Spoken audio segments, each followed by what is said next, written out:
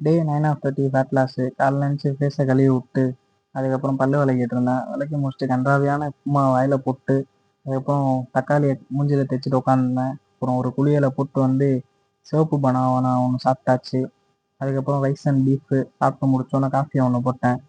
அதுக்கப்புறம் தொழுகையெல்லாம் முடிச்சதுக்கப்புறம் work out பண்ணணும்னு தோணுச்சு. அதனால் ஸ்ட்ரெச்சர்ஸு, அதுக்கப்புறம் புஷ்அப் ஒரு 20 போட்டேன். புஷ்அப் 20 போட்டதுக்கப்புறம் புல்லப் ஒரு 20.